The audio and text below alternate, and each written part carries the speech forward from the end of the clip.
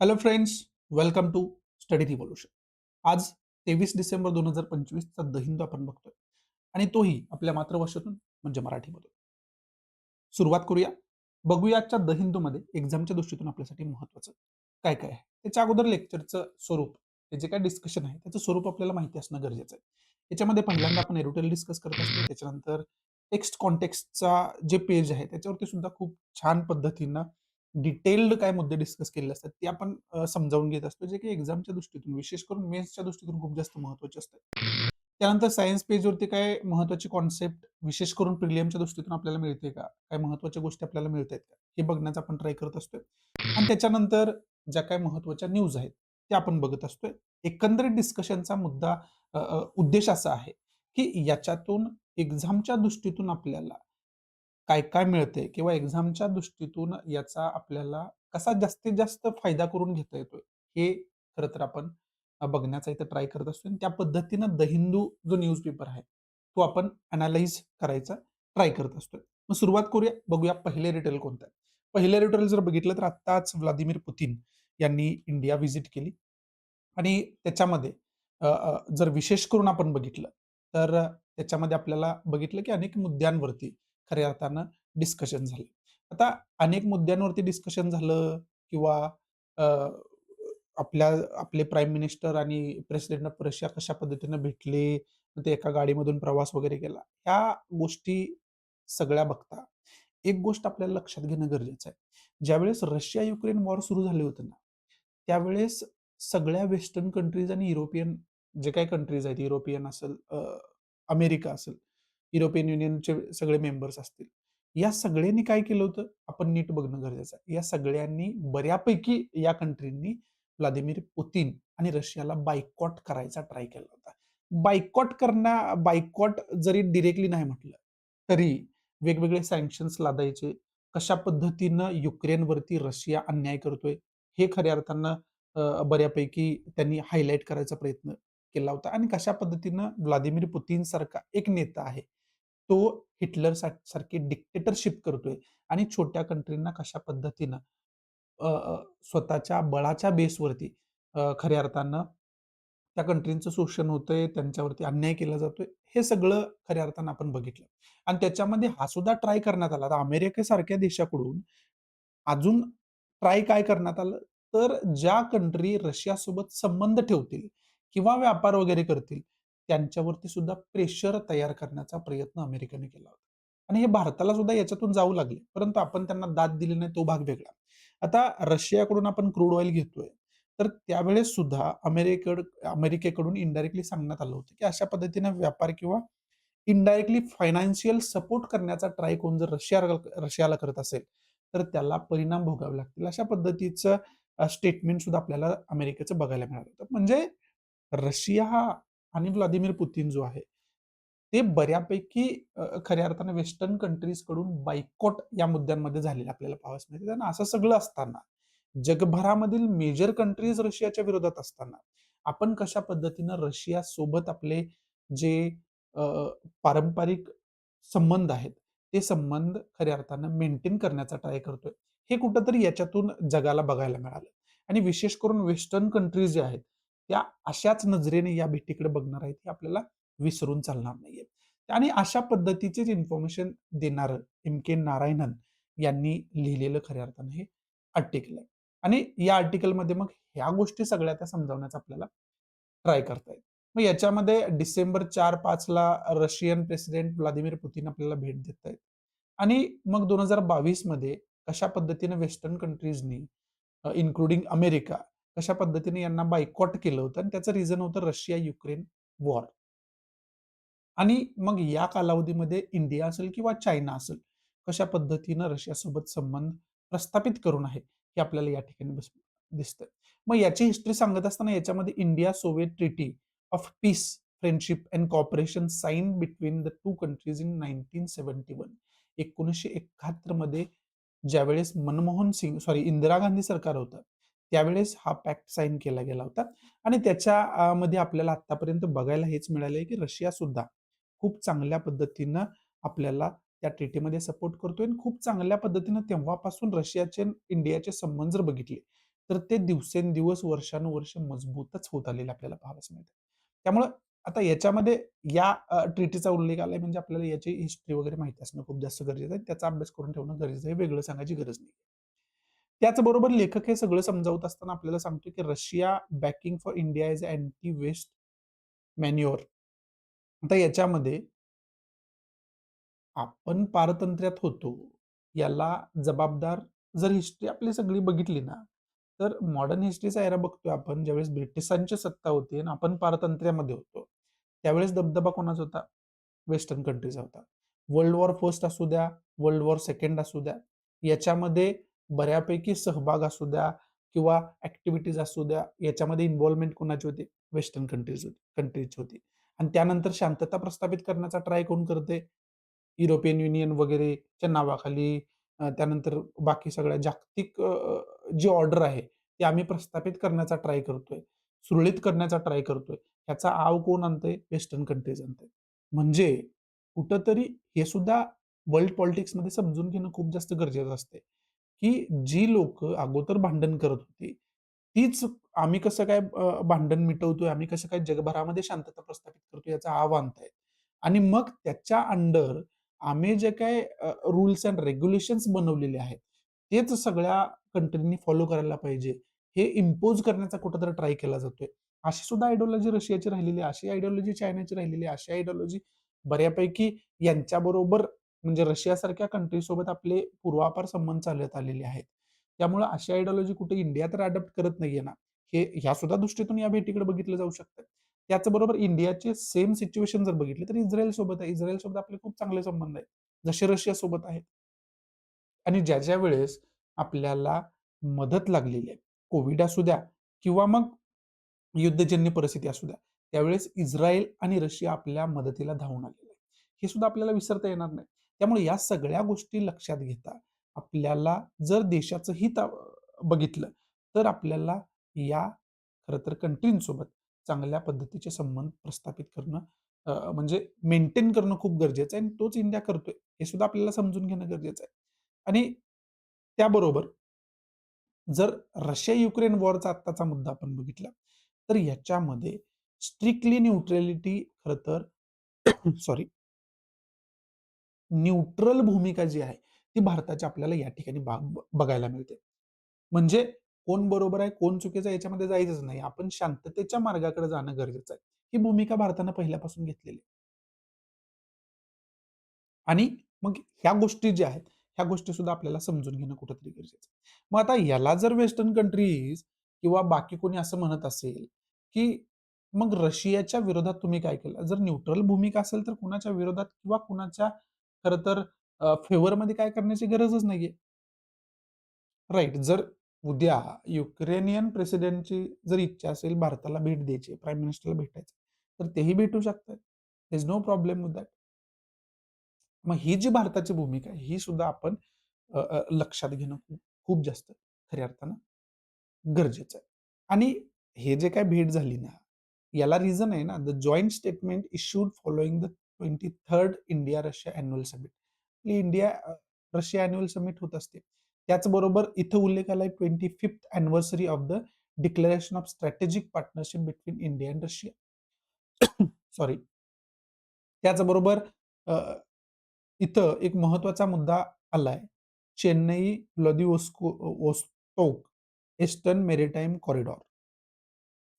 हे हा जो कॉरिडॉर आहे, याचा सुद्धा मॅप आपण बघणं, त्याचं इम्पोर्टन्स काय हे बघणं खूप जास्त गरजेचं आहे. आणि मग हे सगळं लेखक समजावत असताना आपल्याला सांगतोय, की येणाऱ्या काळामध्ये कशा पद्धतीनं ग्लोबल ऑर्डर जी आहे, ती चेंज होते किंवा कशा पद्धतीनं भारत भारत स्वतःची भारताची जी काही भूमिका आहे, तो क्लिअर करतोय. हे सुद्धा आपल्याला याच्यातून समजावून घेणं गरजेचं आहे. मग आता ह्याच्यामध्ये एकंदरीत जे आहे, ते एकंदरीत खऱ्या अर्थानं सॉरी एकंदरीत ज्या गोष्टी आहेत, त्या या एडिटोरियलमधून आपल्याला शिकण्यासारख्या कोणकोणत्या आहेत, ते समजून घेणं गरजेचं आहे आपल्यासाठी खूप जास्त. एक तर पहिला इम्पोर्टंट पॉइंट आहे, इंटरनॅशनल रिलेशनच्या दृष्टीतून आपल्याला अभ्यास करून ठेवण्याची गोष्ट कोणती आहे? ते म्हणजे इंडिया, रशिया रिलेशन्स. त्याचबरोबर इथं चायनाचा उल्लेख आलेला आहे. कारण चायनाचे आणि रशियाचे खूप चांगले संबंध आहेत. जरी इंडिया चायनामध्ये बॉर्डर डिस्प्यूट असलं, तरी सुद्धा चायनाचे रशियाचे चांगले संबंध आहेत. मग हे आणि आपली नेबरहूड कंट्री आहे चायना. त्यामुळं या कंट्रीसोबत आपले कशा पद्धतीचे संबंध आहेत, त्याचा आपल्याला अभ्यास करून ठेवणं खूप जास्त गरजेचं आहे. त्यानंतर याच्यामध्येच इंडियाचे जे यू-एस-ए सोबतचे रिलेशन आहेत, ते कशा पद्धतीचे आहेत? युरोपियन जे काही युरोपियन युनियन कंट्रीज आहेत, त्याच्यासोबत इंडियाचे कशा पद्धतीचे संबंध आहेत? या गोष्टींचा आपल्याला अभ्यास करून ठेवणं खूप जास्त गरजेचं आहे. दुसरी गोष्ट महत्त्वाची काय, की रशिया-युक्रेन वॉर जोपर्यंत हे सुरू आहे आणि झाल्यानंतर सुद्धा हिस्ट्री म्हणून याच्याकडे बघितलं जाईल. त्याच्यामध्ये इंडियाची भूमिका आपल्याला माहिती असणं गरजेचं आहे. क्लिअर इंडियाचा स्टँड याच्यामध्ये काय आहे? न्यूट्रल स्टँड म्हणजे नेमकं काय? तो कसा क्लिअर इंडियानं आतापर्यंत ठेवलेला आहे? या सगळ्या गोष्टी आपल्याला अभ्यास करून ठेवणं गरजेचं आहे आणि रशिया-युक्रेन वॉर याची जी काही बेसिक अंडरस्टँडिंग आहे, ती बेसिक अंडरस्टँडिंग तुम्हाला असणं खूप जास्त गरजेचं आहे. मग याच्यामध्ये अ, नॉर्थ अटलांटिक ट्रिटी ऑर्गनायझेशन ज्याला आपण नाटो वगैरे म्हणतो याचा उल्लेख होतो. या सगळ्या अ, गोष्टींचा आपल्याला अभ्यास करून ठेवणं खूप जास्त गरजेचं आहे.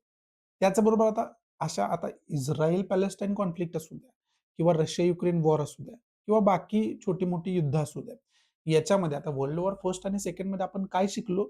तर युद्ध हे फक्त डिस्ट्रक्शनचं कारण बनू शकतं. त्याच्यामध्ये कुणाचं हित होत नाही.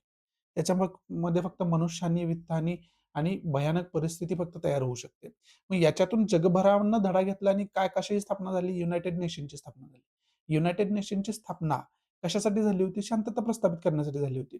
त्यामुळं मग या अशा सगळ्या गोष्टी अभ्यासत असताना आपल्याला युनायटेड नेशन आणि त्याच्या रिलेटेड गोष्टी सुद्धा आपण अभ्यास करून ठेवणं खूप जास्त गरजेचं आहे. त्याचा आपण अभ्यास करून ठेवायला पाहिजे. हा दुसरा सगळ्यात महत्त्वाचा मुद्दा आहे. तिसरा महत्त्वाचा मुद्दा म्हणजे याच्यामधले जे हायलाइटेड पॉइंट्स आहेत, त्या पॉइंट्सचा आपण अभ्यास करून ठेवणं खूप जास्त गरजेचं आहे. मग याच्यामध्ये आपल्याला 23rd India Russia annual summit, तर इंडिया रशिया अॅन्युअल समिट काय आहे? हे माहिती असायला पाहिजे. त्यानंतर जे ट्रिटी आपली झाली होती India Soviet treaty of peace, friendship and cooperation हे 1971 मध्ये इंदिरा गांधी सरकार ज्यावेळेस होतं त्यावेळेस साइन केली होती. मग या ट्रिटीचं बॅकग्राऊंड काय आहे? त्यावेळेसची कंटेम्पररी वर्ल्ड कशा पद्धतीचं होतं? हे सगळं आपल्याला माहिती असणं खूप जास्त गरजेचं आहे आणि त्याचा खऱ्या अर्थानं आपण अभ्यास करून ठेवणं गरजेचं आहे. त्याचा अभ्यास आपण करून ठेवायला पाहिजे. असे सगळे जे पॉइंट आहेत, ते पॉइंट आपल्याला कुठेतरी या एरिटलमधून शिकायला मिळतात आणि याचा ऑब्व्हियसली मेन्समध्ये वगैरे आपल्याला आपण फायदा करून 100% घेऊ शकतो. हे खरं तर या एरिटलचं इम्पोर्टन्स आहे. बाकी याच्यामध्ये इम्पोर्टंट याच्या व्यतिरिक्त असं काही नाहीये. पुढचं जे एरिटेल आहे ना, ते एरिटेल द राइट टू डिस्कनेक्ट जे बिल आहे, त्या बिलाशी संदर्भात आहे. आता आत्ताच्या काळातले जे काही काम करण्याची पद्धत आहे, हे आपल्याला समजून घेणं पहिल्यांदा गरजेचं आहे. आता पहिलं काय आहे, की 7-8 तास कामाच्या बेसिसवरती आणि फिजिकल काम बऱ्यापैकी आपल्याला बघायला मिळतं. तर त्यामुळे ते डिफाईन करणं खूप सोपं होतं. पण आता डिजिटल वर्ल्ड आहे, टेक्नॉलॉजीमध्ये एन्हान्समेंट झालेली आहे. एआयच्या जगामध्ये आपण जगतो, आर्टिफिशियल इंटेलिजन्सच्या. त्यामुळे वर्क फ्रॉम होम वगैरे सारख्या ज्या काही कॉन्सेप्ट आहेत, म्हणजे आता खूप काही गरजेचं राहिलं नाही, की ऑफिसमध्ये जाऊनच काम करायला पाहिजे. आपण घरी बसून किंवा कुठल्याही प्लेसवरून ऑनलाईन काम करू शकतोय. अशा पद्धतीच्या जगामध्ये आपण आता जगतोय.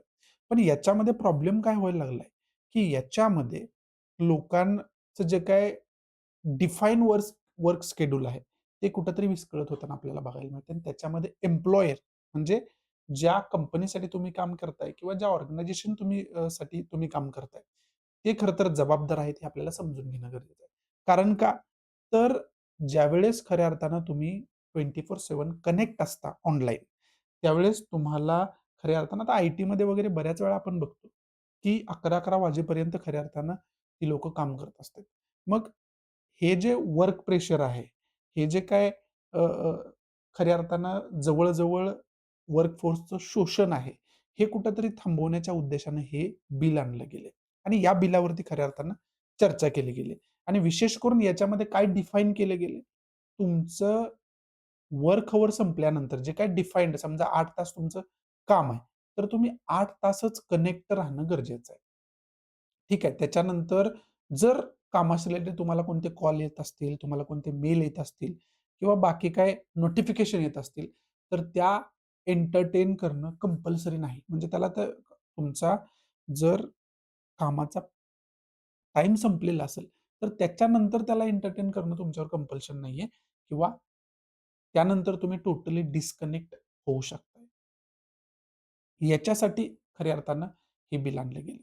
परंतु हे बिल आणलं गेलंय तसं याच्यामध्ये लूपहोल सुद्धा खूप मोठ्या प्रमाणात आहेत. म्हणजे बऱ्याच गोष्टी डिस्कनेक्ट म्हणजे काय हे डिफाईन केलेलं नाहीये. बऱ्याच गोष्टी डिफाईन केलेल्या नाहीयेत. मग ह्या सगळ्या गोष्टी डिफाईन करायला पाहिजे. हे खऱ्या अर्थानं याच्यामध्ये सांगितलेलं आहे. आणि मग याच्यामध्ये राइट टू नॉट रिस्पॉन्ड म्हणजे कामाचा तास संपल्यानंतर मला मेलला रिस्पॉन्ड करायलाच पाहिजे, कॉलला रिस्पॉन्ड कामाशी रिलेटेड कॉलला रिस्पॉन्ड करायलाच पाहिजे. हे कंपल्सरी नाही. म्हणजे तो माझा राइट आहे, की मी कामाच्या माझं जे काही ठरलेला पिरियड आहे, तो संपल्यानंतर माझा राइट आहे, की मी तो रिस्पॉन्ड करणार नाही किंवा न करण्याचा माझा राइट आहे. Beyond the prescribed working hours म्हटले, की जे काही तास ठरलेले आहेत त्याच्यानंतर राइट टू नॉट रिस्पॉन्ड मला आहे. हे खरं तर याच्यामध्ये डिफाईन करण्याचा प्रयत्न केला गेलाय. परंतु खूप ॲम्बिग्युअस खरं तर याच्यामध्ये सुद्धा स्टेटमेंट्स आहेत, जे की क्लिअर कोणत्या गोष्टी आपल्याला करत नाहीत. त्याच्यामध्ये अनेक वेगवेगळे अर्थ निघू शकतात. हे याच्यामध्ये याने सांगायचा खऱ्या अर्थानं प्रयत्न केलाय. मग याला आपण म्हणतोय, की article 20 of the Indian article 21 of the Indian constitution सुद्धा यांनी या ठिकाणी हायलाइट करायचा प्रयत्न केला. आणि याच्यातून हे खरं तर हेच समजावण्याचा प्रयत्न करतायत, की लाईफ अँड पर्सनल लिबर्टी ज्याला आपण म्हणतो, तो आर्टिकल 21 मध्ये खरं तर सोप्या भाषेत सांगायचं झालं तर जगण्याचाच अधिकार दिलेला आहे. मग हे तुम्ही कसं जगताय हे सुद्धा मॅटर करतं खूप जास्त. ठीक आहे, एका ठिकाणी तुम्ही काम करताय म्हणजे 24/7 कधीही ते तुमचा यूज करून घेतील असं जर होत असेल तुमच्याबरोबर, तर ती लाईफ कसली मग? मग कुठेतरी तुमच्या जगण्याचा अधिकार जो आहे, व्यवस्थित जगण्याचा अधिकार जो आहे, तो कुठेतरी तुमच्या कडून हिरावून घेण्याचा प्रयत्न केला जातोय. याच्या अशा सुद्धा नजरेने याच्याकडे बघितलं जातं. आणि त्यामुळं खऱ्या अर्थानं आर्टिकल 21 चा इथं उल्लेख आलेला आहे. ठीक आहे. म्हणजे एकंदरीत जे काही लेबर फोर्स आहे किंवा वर्क फोर्स आहे, त्यांचं जे काही त्यांच्याशी रिलेटेड जी काही अकाउंटेबिलिटी आहे, ती कुठेतरी खरं तर एन्शुअर करण्याचं काम हे बिल करते. परंतु ते असताना याच्यामध्ये अनेक गोष्टी अनेक लूप होल सुद्धा आहेत. अनेक गोष्टी व्यवस्थित डिफाईन केलेल्या नाहीयेत. हे सुद्धा आपल्याला डिफाईन करणं खूप जास्त गरजेचं आहे आणि याच्यामध्ये आपल्याला लक्षात घ्यायला पाहिजे. ह्या बिलाचा विचार करत असताना हे म्हणता येईल, की लक्षात घेणं हे गरजेचं आहे, की आपण एआयच्या जगात खऱ्या अर्थानं जगतो. आर्टिफिशियल इंटेलिजन्सच्या जगात जगतोय. मग आता येणाऱ्या काळामध्ये काम कशा पद्धतीचं असेल, हे समजून घेऊन याच्यामध्ये प्रोव्हिजन्स करणं खूप जास्त गरजेचं होतं. असं हे आपल्याला समजवताना पाहावयास मिळतंय. बाकी याच्यामध्ये इम्पोर्टंट असं काही नाहीये. याच्यामध्ये 2 गोष्टींचा अभ्यास करणं गरजेचं आहे. पहिलं तर या बिलाचा व्यवस्थित अभ्यास करणं आपल्यासाठी खूप जास्त गरजेचं आहे. हे आपल्यासाठी महत्त्वाचं आहे मेन्सच्या दृष्टीतून. दुसरं आर्टिकल 21 म्हणजे ज्यावेळेस इंडियन कॉन्स्टिट्यूशनचा तुम्ही अभ्यास करता, त्यावेळेस तुम्हाला या आर्टिकल्स जे आहेत त्याचे पार्ट्स वेगवेगळे आहेत. त्याचा अभ्यास करावाच लागतो. त्यावेळेस तुम्ही त्याचा अभ्यास करून ठेवणं खूप जास्त गरजेचं आहे. बाकी याच्यामध्ये इम्पोर्टंट असं काही नाहीये. पुढचं जे आर्टिकल आहे ते परत मनरेगावरती आपल्याला Mahatma Gandhi national rural employment guarantee act ज्याला आता रिप्लेस केलेलं आहे व्ही-बी-जी रामजी ॲक्ट जो आहे, ज्याला आपण विकसित भारत गॅरंटी फॉर रोजगार अँड आजीविका मिशन ग्रामीण ॲक्ट असं संबोधतोय यांनी. मग याच्यामध्ये डिफरन्सेस काय-काय आहेत? हे कसं बरोबर आहे? हे कसं चुकीचं आहे? हे सगळं डिस्कशन आता इथून पुढे आपल्याला बघायलाच मिळेल. याच्यासाठीच याच्यावरती वेगळं लेक्चर स्पेशल मी बनवणार आहे आणि कालच्या द हिंदूमध्ये आपण हे डिटेलमध्ये डिस्कस केलं होतं. खूप छान पद्धतीनं कालचं एक एडिटोरियल आलं होतं, जे सोनिया गांधींनी अ, अ, लिहिलं होतं एडिटोरियल. ते आपण तिथं डिस्कस केलं होतं आणि त्याच्यामध्ये अनेक पैलू त्याच्यामध्ये डिस्कस करण्याचा प्रयत्न केला होता आणि त्याचबरोबर हा ज्वलंत मुद्दा आहे कारण मनरेगावरती आयोगानं कायम फोकस केला याच्या अगोदर पण आणि येणाऱ्या काळामध्ये सुद्धा याच्यावरती फोकस करू शकता येईल. त्यामुळे याची डिटेल इन्फॉर्मेशन आपल्याला असायलाच पाहिजे. त्यामुळे याच्यावरती स्पेशल लेक्चर सुद्धा मी बनवणार आहे. पुढचं जे एडिटोरियल आहे ना, त्याच्यामधून आपल्याला अभ्यास कोणत्या गोष्टीचा करून ठेवायचा हे तुम्ही लक्षात घेणं खूप जास्त गरजेचं आहे. याच्यामधून आपल्याला अभ्यास करून ठेवायचा आहे. ती गोष्टमध्ये म्हणजे बांगलादेशमध्ये जे काही अनरेस्ट आहे ना, तो अनरेस्ट आपल्याला समजून घेणं खूप जास्त गरजेचं आहे. आणि याचा इंडिया-बांगलादेश रिलेशनशिपवरती कशा पद्धतीनं परिणाम होतो, हे आपल्याला समजून घेणं खूप जास्त गरजेचं आहे. हे 2 मुद्दे डिटेलमध्ये अभ्यास करून ठेवा. कारण इंटरनॅशनल रिलेशन जो सिलेबस आहे यू-पी-एस-सीचा, त्याच्यामध्ये आपल्याला ठळक शब्दात दिलेलं आहे, की नेबरहूड कंट्रींसोबत इंडियाचं रिलेशन कशा पद्धतीचं आहे याचा अभ्यास करायला पाहिजे. मग तो अभ्यास आपल्याला करेक्ट नेबरहूड कंट्री आहे आपली बांगलादेश. मग हे करत असताना ज्यावेळेस तुम्ही इंटरनॅशनल रिलेशनचा अभ्यास कराल ना, त्यावेळेस तुम्हाला हे नेबरहूड कंट्रीसोबत इंडियाचे कसे रिलेशन आहेत याचा अभ्यास करायचाच आहे. मग त्याच्यामध्ये आता बांगलादेश न्यूजमध्ये आहे, म्हणजे खूप जास्त शक्यता आहे की याच्यावरती आयोग फोकस करेल. त्यामुळं न्यूजमध्ये जे आहे ते तर परफेक्टच करून ठेवायला पाहिजे. बाकी सिलेबसचा भाग आहे तो तर तुम्हाला करावाच लागणार. ठीक आहे. या दृष्टीतून हे रुटीन आपल्यासाठी महत्वाचं आहे. बाकी डिटेल बघायची गरज नाही. पुढचं जे रुटीन आहे ते सी-एस-आर विषयी आहे.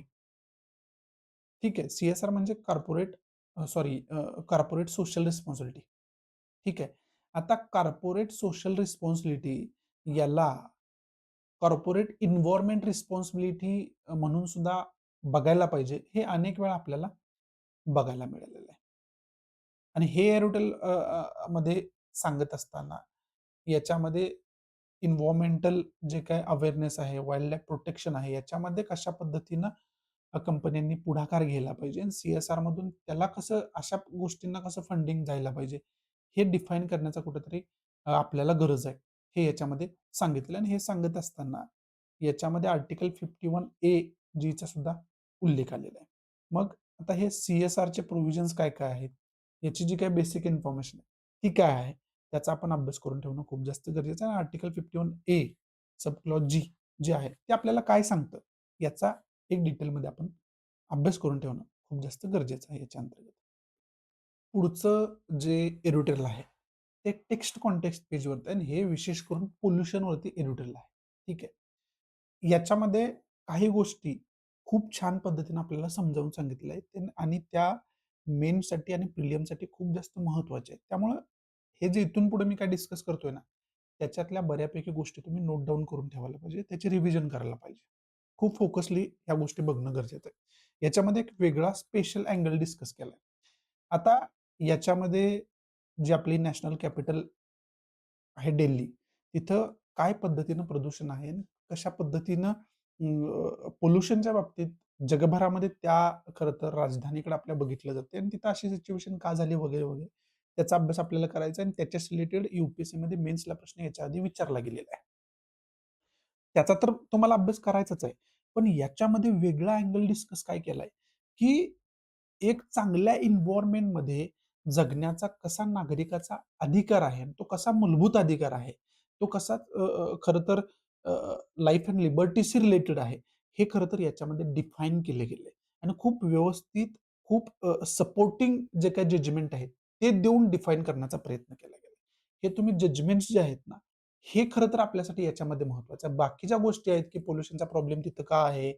त्याच्यामध्ये काय-काय निगेटिव्ह इफेक्ट होतात वगैरे, वगैरे हे तुम्ही कुठेही अभ्यास करू शकता. पण हे जे मुद्दे आहेत ना, हे फक्त इथंच तुम्हाला बऱ्यापैकी एका ठिकाणी बघायला मिळतील. अदरवाईज याच्यासाठी अनेक सोर्सेस तुम्ही अभ्यासल्यानंतर तुम्हाला एवढा जिस्ट मिळेल त्याच्यामधून. म्हणून हे तुमच्यासाठी खूप जास्त महत्त्वाचं आहे, आपल्यासाठी खूप जास्त महत्त्वाचं आहे. पहिलं म्हणजे original constitution did not mention any provisions for environmental protection. Original जी आपली कॉन्स्टिट्यूशन होती, त्याच्यामध्ये एन्व्हायर्नमेंटल प्रोटेक्शन्स रिलेटेड काही विशेष प्रोव्हिजन आपल्याला बघायला मिळत नाहीत. पहिला पॉइंट टू बी नोटेड म्हणू शकतो आपण त्याला. दुसरं supreme court gave its opinion that clean environment shall be included in the meaning of life under article 21. परत आर्टिकल 21 चा इथं उल्लेख आलेला आहे. Maneka Gandhi versus union of India 1978 ची केस आहे. त्याच्यामध्ये सुप्रीम कोर्टानं क्लिअरली सांगितलेलं आहे, की clean environment shall be included in the meaning of life under article 21.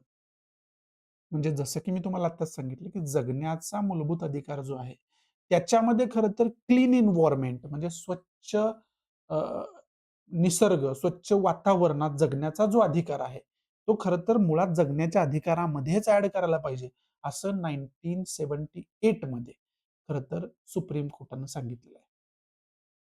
हे पहिला म्हणजे मनका Gandhi versus union of India 1978 ची केस आणि त्याच्यामध्ये आर्टिकल 21 चा उल्लेख आणि त्याचं जोडलं जाणं एन्व्हायर्नमेंट, क्लीन एन्व्हायर्नमेंटशी हे तुम्ही नोट करून ठेवणं खूप जास्त गरजेचं आहे. ही आपल्यासाठी महत्वाची गोष्ट आहे. दुसरं आर्टिकल 48 ए आणि आर्टिकल 51 ए जी. आता आर्टिकल 51 ए जी आहे ना, हे इथंच आपण बघितलं होतं. आर्टिकल 51 ए जी. याच्यानंतर लगेच इथं म्हणजे एन्व्हायर्नमेंट वरती डिस्कशन होताना आपल्याला बघायला मिळतं, हे लक्षात घ्या गोष्ट इथं तुम्ही. ठीक आहे. हे article 41 48 A and 51 A sub clause G as responsibilities of the state and citizens respectively. याच्यामध्ये क्लिअरली सांगितलंय की एन्व्हायर्नमेंटशी रिलेटेड जी काही जबाबदारी आहे, ती स्टेटची पण आहे, त्याचबरोबर नागरिकांची सुद्धा आहे. ठीक आहे. पुढे सांगितले in Subhash Kumar versus state of Bihar 1991 ची केस इथे हायलाइट केली. त्याच्यामध्ये supreme court red article 48 A and 51 A subclause G with Article 21 and inferred that the state is constitutionally obliged to take steps to protect and improve the environment so that every citizen is able to enjoy his right to pollution free air and water which are necessary for a meaningful life. याच्यात सुद्धा supreme कोर्टानं या केसमध्ये सुद्धा clearly mention केलेलं आहे की 48 A and 51 A subclause जी याचा दाखला देत सुप्रीम कोर्टाने क्लिअर केलंय की हे स्टेटची जबाबदारी आहे. ही खरं तर this is a responsibility of state. स्टेटची जबाबदारी आहे की clean environment, pollution free air जे आहे, पोल्युशन फ्री वॉटर जे आहे, ते अवेलेबल करणं आणि ते त्या गोष्टी सगळ्या मेक शुअर करणं, हे खरं तर स्टेटची जबाबदारी आहे आणि ते त्यांनी ऑब्लिग्ड करायला पाहिजे. ते खरं तर जवळ कंपल्सरी करायला पाहिजे. हे खरं तर सुप्रीम कोर्टाने याच्यामध्ये हायलाइट केलेलं आपल्याला पाहावयास मिळतं. मग हे प्रायव्हेटायझेशन असू द्या, इकॉनॉमिक लिबरलायझेशन असू द्या, या सगळ्या गोष्टी ह्या खरं तर एन्व्हायर्नमेंटची जी काही आत्ताची सिच्युएशन आहे, त्याला जबाबदार वगैरे आहे. ते तुम्ही बॅकग्राऊंड इन्फॉर्मेशन ज्यावेळेस पोल्युशनचे रिझन्स काय-काय आहेत, मग त्याच्यातून सोल्युशन काय-काय आपण काढू शकतो, त्याचे निगेटिव्ह इम्पॅक्ट काय-काय आहेत, या सगळ्या गोष्टींचा अभ्यास करताना तुम्हाला ते करायचं आहे. त्याचबरोबर article 32 and 226 of the Indian constitution जे की पब्लिक इंटरेस्ट लिटिगेशनचा खरं तर प्रोव्हिजन आपल्याला प्रदान करतं. याच्यामुळे सुद्धा अनेक गोष्टी खऱ्या अर्थानं सोप्या झालेल्या आहेत या ॲड्रेस करण्यासाठी. Under section 2A of the environment protection act 1986. आता एन्व्हायर्नमेंट प्रोटेक्शन ॲक्ट 1986 चा सुद्धा इथं उल्लेख आलेला आहे. ऑब्व्हियसली ते तर तुम्हाला उल्लेख जरी नसता आला तरी तुम्हाला अभ्यास करून ठेवायचाच आहे. याच्यामध्ये environment includes water, air and land, the and the interrelationships which exist between the three and human beings, other living creatures, plants, microorganisms and property. याच्यामध्ये इन्व्हायरमेंटची डेफिनेशन दिलेली आहे तुम्हाला. ठीक आहे.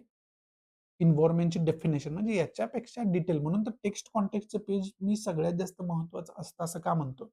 तर एखादा मुद्दा जर याच्यामध्ये डिस्कस केला तर तो डिटेल्ड मुद्दा डिस्कस केलेला असतो आणि बऱ्यापैकी जशा पद्धतीने आपण मेन्सला आन्सर लिहायला पाहिजे ना, तशा पद्धतीने इथं विश्लेषण दिलेलं असतं. त्यामुळं या पेजचे माझ्या दृष्टीतून खूप जास्त महत्व आहे. हे वारंवार मी तुम्हाला सांगतो. पुढे आपल्याला article 21 of the constitution was first recognised in rural litigation and entitlement Kendra versus state of UP 1985 च्या केसमध्ये आर्टिकल 21 ला जे काय आहे ना, ते एन्व्हायर्नमेंटल राईट्सशी जोडलं गेलेलं आहे. याचा उल्लेख ह्याच्यामध्ये खऱ्या अर्थानं केलेला आहे. त्याचबरोबर MC. Mehta versus union of India केसचा इथे उल्लेख आलेला आहे. असे अनेक जजमेंट याच्यामध्ये हायलाइट केलेले आपल्याला पाहावयास मिळतात. हा जो एवढा जो पार्ट आहे ना, this is very important and core for part for answer writing, effective answer writing. हे खूप चांगल्या पद्धतीने आपल्याला इथं समजावून दिलेलं आहे. मग याच्यामध्ये या सगळ्या गोष्टी आपल्याला बघायच्या होत्या. म्हणून हे आर्टिकल मी तुम्हाला खऱ्या अर्थाने इथं हायलाइट करायचा प्रयत्न केला होता. त्यानंतर इथं MK. Ranjit Singh versus union of India 2024 ची केस आहे, याचा सुद्धा इथं उल्लेख आलेला आहे. इंडियन कॉन्स्टिट्यूशनचं पार्ट 3 जे आहे, त्याचा सुद्धा या ठिकाणी उल्लेख आलेला आपल्याला पाहावयास मिळतो. मग आता याच्यामध्ये अभ्यास करण्याच्या गोष्टी कोणकोणत्या आहेत, हे समजून घ्यायला पाहिजे. पहिलं, ज्या काही केस आणि आर्टिकल्स आणि ॲक्ट्स तुम्हाला दिलेले आहेत, जसं की आर्टिकल 21 आहे, आर्टिकल 48 ए आहे, 51 ए सब क्लॉज जी आहे. हे जे काही आर्टिकल्स आहेत, त्याचा तुम्ही अभ्यास करून ठेवणं खूप जास्त गरजेचं आहे. ठीक आहे. दुसरी सगळ्यात महत्त्वाची गोष्ट, याच्यामध्ये वेगवेगळ्या केसेस दिलेल्या आहेत आणि त्याच्यामधले सुप्रीम कोर्टात जजमेंट्स दिलेले आहेत. हे तुम्ही चांगल्या पद्धतीनं अ, अभ्यास करून ठेवणं खूप जास्त गरजेचं आहे आणि ते तुम्ही अभ्यास करून ठेवायला पाहिजे. दुसरं, याच्यामध्ये वेगवेगळे ॲक्ट्स हायलाइट केलेले आहेत. हे ॲक्ट्स तुम्हाला माहिती असणं गरजेचं आहे आणि इकडच्या पेजवरती एक केस केस जे तुम्हाला दिली आहे, ही केस आणि याच्यामध्ये मग जजमेंट ज्युडिशरीचं काय होतं, हे तुम्हाला माहिती असायला पाहिजे.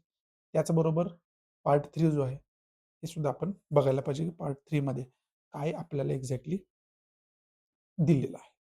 या सगळ्या गोष्टी आपण या आर्टिकलच्या अंतर्गत चांगल्या पद्धतीनं नोट डाउन करून ठेवायला पाहिजे आणि त्याचे रिव्हिजन चांगल्या पद्धतीनं करत राहायला पाहिजे. बाकी याच्यामध्ये इम्पोर्टंट असं काही नाहीये. तिथून पुढं महत्त्वाच्या न्यूज आपल्या सुरू होत्या आणि त्याच्यामध्ये पहिलीच न्यूज फ्री ट्रेड एग्रीमेंटशी रिलेटेड आहे. न्यूझीलंडसोबत आपण फ्री ट्रेड एग्रीमेंटचं डिस्कशन कन्क्लूड केलेलं आहे आणि फायनली साइन 2026च्या फर्स्ट हाल्फमध्ये फायनली हे साइन होईल, असं सांगितलं जातं आणि याच्यामुळं मग ऑब्व्हियसली इंटरनॅशनल जो व्यापार आहे, त्याला गती येताना आपल्याला खऱ्या अर्थानं पाहावयास मिळेल. मग याच्यामध्ये कोणकोणते प्रॉडक्ट्स वगैरे आहेत, हे याच्यामध्ये डिटेल दिले. तेवढ्या डिटेलमध्ये आपल्याला जायची गरज नाहीये. याच्यामध्ये एक गोष्ट लक्षात ठेवा. पहिली म्हणजे इंटरनॅशनल रिलेशनच्या दृष्टीतून इंडिया, न्यूझीलंड रिलेशन काय त्याच्यामध्ये विशेष महत्त्वाचे काय 4-5 पॉइंट्स आहेत. ते पॉइंट्स तुम्ही काढून ठेवायला पाहिजे. इंटरनॅशनल रिलेशनच्या दृष्टीतून महत्त्वाचे आहेत. दुसरा सगळ्यात महत्त्वाचा पार्ट याच्यामध्ये असा आहे, की फ्री ट्रेड एग्रीमेंट हा कायम न्यूजमध्ये राहिलेला मुद्दा आहे आणि याच्यावरती प्रश्न आयोगाने विचारलेला आहे. त्यामुळं फ्री ट्रेड एग्रीमेंट त्याच्या अंतर्गत प्रोव्हिजन्स नेमक्या काय म्हणजे काय असतं? फ्री ट्रेड एग्रीमेंट म्हणजे नेमकं काय? हे समजावून घेण्यापासून फ्री ट्रेड एग्रीमेंट आपण कोणकोणत्या कंट्रीसोबत केलेले आहेत, त्याचा बेनिफिट आपल्याला काय होतोय का? या सगळ्या गोष्टींचा आपल्याला अभ्यास करून ठेवायचा आहे. ठीक आहे आणि बाकी मॅपचा ज्यावेळेस तुम्ही अभ्यास करता त्यावेळेस आता ज्यावेळेस आपण मॅपचा अभ्यास करतोय ना, एकदा बसल्यानंतर मी मॅपचा सगळा अभ्यास करणं असं होत नाहीये. त्यामुळं आता फॉर एक्झाम्पल न्यूझीलंड खरं तर चर्चेमध्ये. मग मॅप आता बघायला पाहिजे, की न्यूझीलंड कुठे आहे? इंडिया कुठे आहे? मग इंडिया ते न्यूझीलंड सी रूट कसा-कसा असू शकतोय? एअर रूट काय-काय आहेत? बाकी सगळ्या गोष्टी ह्या ज्या काय आहेत, त्या तिथंच आपण बघून ठेवणं खूप जास्त गरजेचं आहे. त्याच्यामुळं काय होतं, की त्याला एक बॅकग्राऊंड आहे आपल्याला अभ्यास करण्याला, की हां, न्यूझीलंड, इंडिया चर्चेमध्ये आहे म्हणून मी मॅपमध्ये खरं तर लोकेट करतोय आणि त्या गोष्टी मग रिमाइंड व्हायला खूप सोपं जातं. त्यामुळं मॅपचा सुद्धा करंट अफेअर्स सोबत आपण अभ्यास करणं खूप जास्त गरजेचं असतं आणि ते आपण करायला पाहिजे. पुढची जी न्यूज आहे ती रशियामध्ये बॉम्ब अटॅक झालेला आहे. त्यांचे जे काही लेफ्टनंट जनरल आहेत, त्यांच्यावरती खऱ्या अर्थानं हा बॉम्ब अटॅक होऊन त्यांची त्याच्यामध्ये डेथ झालेली आपल्याला पाहावयास मिळते आणि रशियामध्ये बऱ्यापैकी अ, जे आहे, अशी ॲक्टिव्हिटी कॉमन आता मानायला आपल्याला लागणार आहे. कारण रशिया-युक्रेन वॉर चालू आहे. हे जे काही कॉन्स्पिरसीज वगैरे आहेत, त्या होत राहणार आहेत. याच्या अंतर्गत रशिया-युक्रेन वॉर वगैरे त्याच्याशी रिलेटेड काय-काय अभ्यास करायचा हे ऑलरेडी तुम्हाला मी सांगितलेलं आहे. पुढची न्यूज आहे ती आपल्यासाठी खूप जास्त महत्त्वाची आहे. पहिलं तर जिओग्राफीच्या दृष्टीतून हे महत्त्वाचं आहे. कारण याच्यामध्ये डिस्कस केलं जाते अरवली हिल्सचे रिलेटेड. इथं अरवली हिल्स आहेत. मग याचं इम्पोर्टन्स काय आहे? या सगळ्या गोष्टींचा आपल्याला त्याची जे काही फिजिकल टोपोग्राफी कशा पद्धतीची आहे? अ, जिओग्राफीच्या दृष्टीतून त्याचं इम्पोर्टन्स काय आहे? काय लोकेट ते करतंय? बाकी मग तिथं खनिज संपत्ती वगैरे कोणती आहे का? या सगळ्या गोष्टींचा आपल्याला अभ्यास त्याच्यामध्ये करणं त्याच्यामध्ये आलंच. पण हा जो अरवली हिल्स आहे, रेंजेस आहे, ते आता न्यूजमध्ये का आहे? तर त्याच्यासाठी एक रिझन आहे. ते म्हणजे जे environment ministry committee under the ministry of environment, forest end climate change आहे. त्यांनी सुप्रीम कोर्टामध्ये अरवली हिल्सची किंवा हिल्सची एक डेफिनेशन मांडली आणि त्या डेफिनेशनमध्ये त्यांनी हे सांगितलं, की 100 मीटरपेक्षा जास्त जे काय हिल्स आहेत, डोंगर्स आहेत, त्यांनाच फक्त हिल्स कन्सिडर करण्यात यावं. पण अरवली हिल्स जे जर का आपण टोपोग्राफी बघितली, तर बऱ्यापैकी हिल्स हे बिलो 100 मीटर्स आहेत. मग आता ही डेफिनेशन सुप्रीम कोर्टानं एक्सेप्ट केली नोव्हेंबर 20 मध्ये. सुप्रीम कोर्टाने एक्सेप्ट केलं, की ठीक आहे. याने डेफिनेशन दिले, ओके. आता डेफिनेशन काय दिली नीट बघणं गरजेचं आहे. According to the new definition, Aravalli hill is any landform in designated Aravalli districts with an elevation of 100 meters or more above the local relief. हे लोकल रिलीफ पण लक्षात ठेवा. अबोव्ह 100 मीटर्सचे जे काही 100 मीटरपेक्षा जास्त उंची असणाऱ्या डोंगरांना खरं तर अरवली हिल्स मानण्यात येईल. मग आता याच्यामध्ये साधा विचार काय आहे, की मग याच्यामध्ये प्रोटेस्ट करण्याचं काय गरज आहे? मानलं नाही मानलं तर त्यांना फरक काय पडणार आहे? त्यानं खूप मोठा फरक पडतो. म्हणजे आता हे जे आरवली हिल्स म्हणून प्रोटेक्टेड एरिया होता ना, तो प्रोटेक्टेड एरिया कशासाठी राहणार? जे 100 मीटरपेक्षा जास्त हिली रिजन आहे, त्याच्यासाठी प्रोटेक्टेड ते खरं तर एरिया राहणार.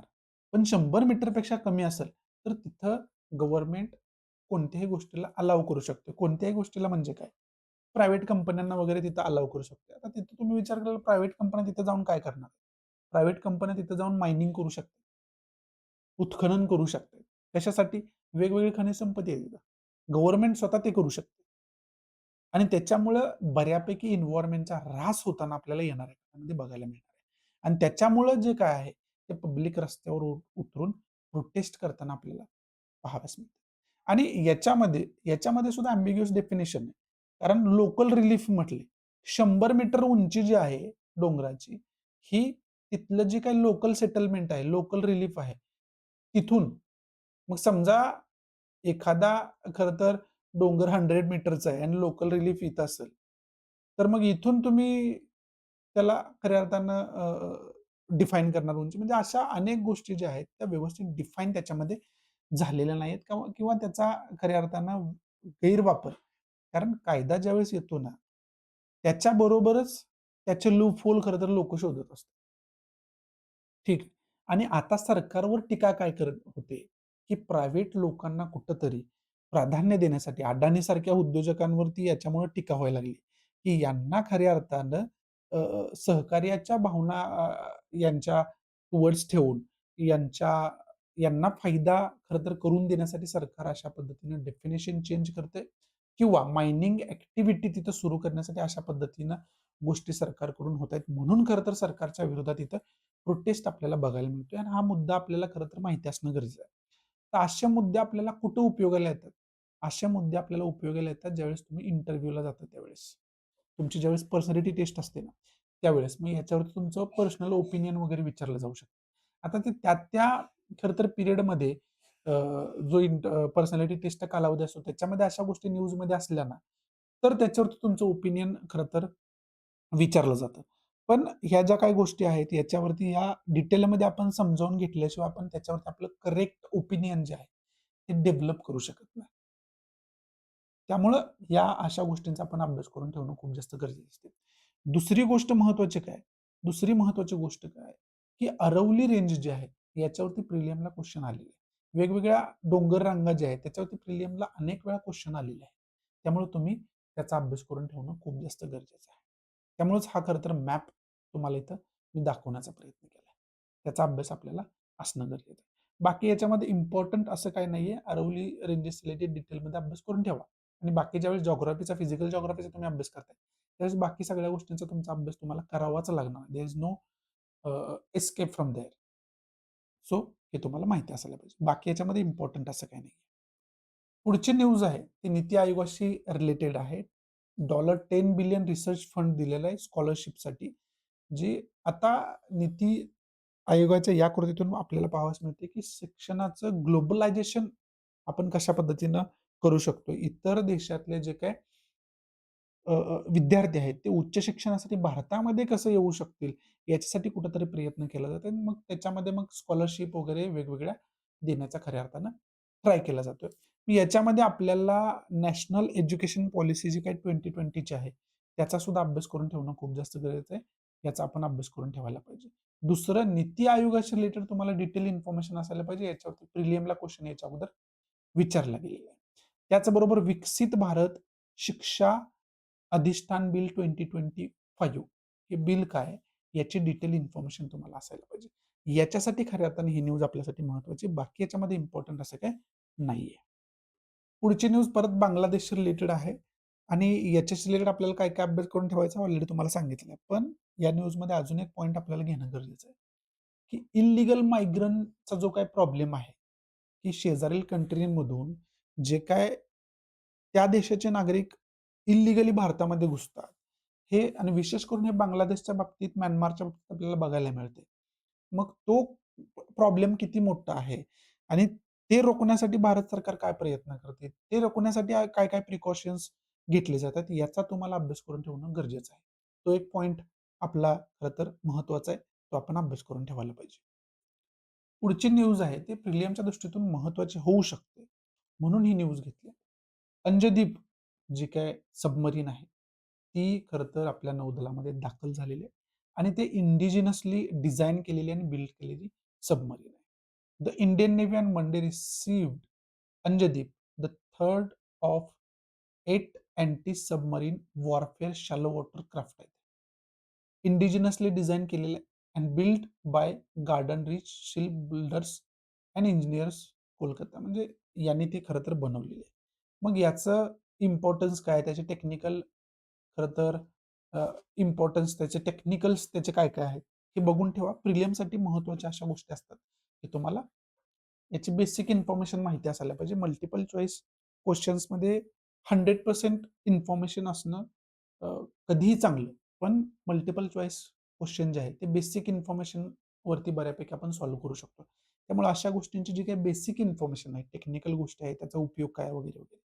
ह्या सगळ्या गोष्टी आपल्याला माहिती असणं गरजेचं आहे. बाकी याच्यामध्ये इम्पोर्टंट असं काही नाहीये. पुढची जी खरं तर न्यूज आहे, त्याच्यामध्ये 2 कॉन्सेप्ट आपल्यासाठी महत्त्वाचे आहेत. एक तर ते म्हणजे रिटेल इन्फ्लेशन. रिटेल इन्फ्लेशन काय असतं? ही इकॉनॉमिक कॉन्सेप्ट आहे. याचा आपण अभ्यास करणं खूप जास्त गरजेचं आहे. दुसरं ग्रॉस डोमेस्टिक प्रोडक्ट या गोष्टी. आता हे इकॉनॉमी ज्यावेळेस तुम्ही अभ्यास करताना त्यावेळेस या कॉन्सेप्ट तुम्हाला बघायचेच आहे. पण आता न्यूजमध्ये पण आहे करंट अफेअरच्या अंतर्गत जर हे झालं, तर अजून तुम्हाला तो सिलेबस कव्हर करण्यामध्ये मदत होते. त्याचबरोबर कंझ्युमर प्राइस इंडेक्सची कॉन्सेप्ट इथे सांगितलेली आहे आणि index of industrial production IIP ही जी कॉन्सेप्ट आहे त्याचा सुद्धा या ठिकाणी उल्लेख आलेला आहे. त्यामुळं या कॉन्सेप्ट जे आहे ते इथेच तुम्ही अभ्यास करून ठेवणं गरजेचं आहे. पुढची न्यूज आहे ती India's core sector grows at 1.8% in November. नोव्हेंबरमध्ये इंडिया कोर सेक्टरनं 1.8% ग्रो केलं, असं वगैरे बोललं जातं. हे किती मंथली किती ग्रो वगैरे करते हे तुमच्यासाठी महत्त्वाचं नसतं. महत्त्वाचं आहे कोर सेक्टर. कशाला कोर सेक्टर म्हणायचं? याच्यामध्ये कोणकोणत्या इंडस्ट्रीज येतात आणि ते कुठल्या बेसिसवरती कोर सेक्टर त्याला म्हटलं जातं. ह्या सगळ्या गोष्टी आपल्याला माहिती असायला पाहिजे. सिमेंट आहे, स्टील आहे, फर्टिलायझर आहे, कोल आहे. हे जे काय इंडस्ट्रीज आहेत किंवा हे जे काही प्रॉडक्ट्स आहेत किंवा काही सर्व्हिसेस आहेत, हे जर याच्यामध्ये येत असतील, तर त्यालाच आपण कोर सेक्टर का म्हणतो? याचा आणि असे किती आहेत, जे कोर सेक्टरमध्ये इन्क्लूड केलेले आहेत. हे सगळा ज्याचा काही बेसिक स्टडी आहे, तो बेसिक स्टडी करून ठेवणं खूप जास्त गरजेचं आहे. याच्यामध्ये क्रूड ऑइल आहे आणि बाकी सुद्धा खूप गोष्टी आहेत, ते बघून ठेवणं गरजेचं आहे. बाकी इम्पोर्टंट याच्यामध्ये असं काही नाहीये. पुढची जी न्यूज आहे त्याच्यामध्ये जे काही ऑइल ट्रेड आहे त्याच्याशी रिलेटेड आणि त्याच्यामध्ये मग यूएस मध्ये डोनाल्ड ट्रम्प यांचं येणं, मग यूएसच्या ज्या काही पॉलिसीज आहेत, त्यामध्ये मग बाकी जगातील कंट्रींवरती कसा परिणाम निगेटिव्ह, पॉझिटिव्ह होतो. हे सांगत असताना याच्यामध्ये महत्त्वाचा पार्ट डिस्कस काय केलाय, की क्रूड ऑइलच्या व्यापारामुळं जिओपॉलिटिक्स कशा पद्धतीनं बदलत चाललेलं आहे, हे याच्यामध्ये सांगण्याचा प्रयत्न केला. पण हे डिटेलमध्ये मी वेगळ्या लेक्चरमध्ये ऑलरेडी तुम्हाला सांगितलेलं आहे. इथं डिटेलमध्ये आपल्याला काही दिलेलं नाही. पण याच्यामध्ये जगभरामध्ये जे काही क्रूड ऑइलचा व्यापार चालतो ना, हे आपल्याला समजावून घेणं खूप जास्त गरजेचं आहे. येणाऱ्या काळामध्ये सुद्धा याच्यावरती वेगळं लेक्चर मी बनवण्याचा ट्राय करेन.